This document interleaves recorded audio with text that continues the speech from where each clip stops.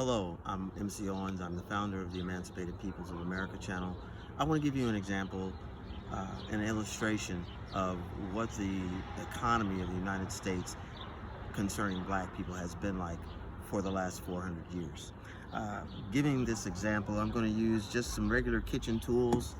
This bowl represents the United States and the United States economy. This bowl represents the people that were enslaved. We call them the emancipated people now. And these bowls over here, they represent ethno-aggregation and boycott.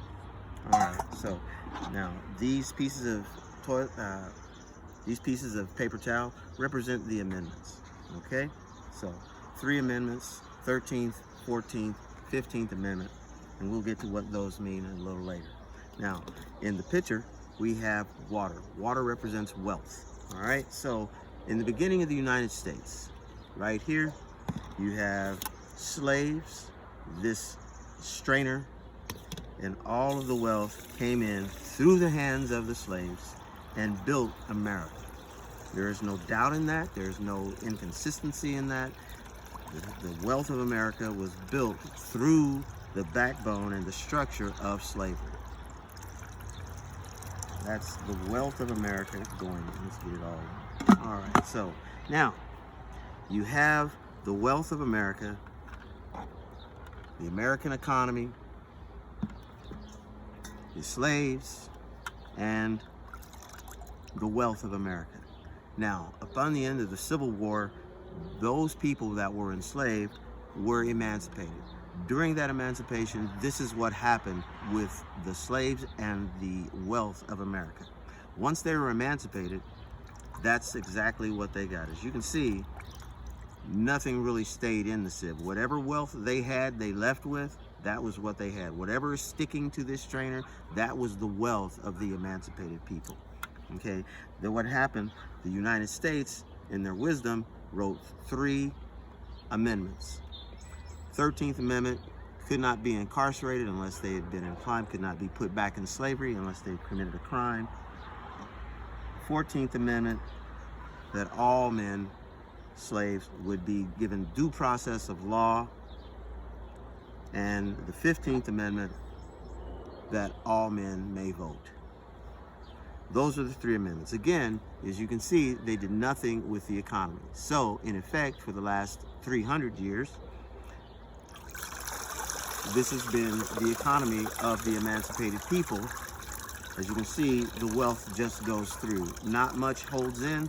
The amendments don't do anything to hold wealth into that economy. So, those black people are in the economy.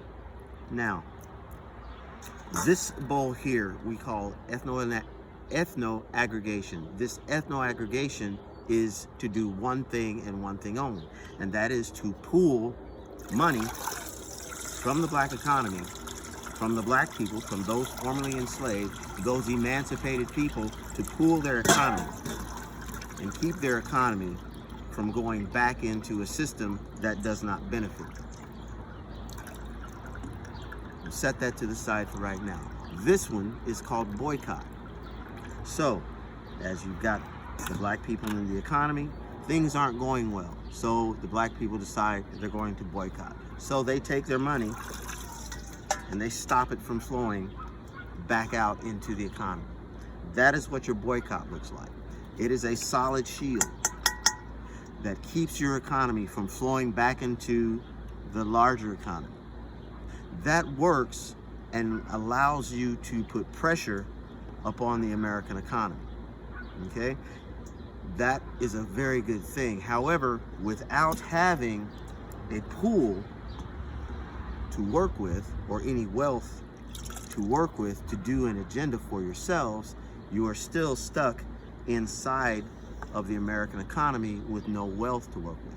However, because we pooled this economy earlier, because we pooled this money earlier, we can pour this money back into our economy.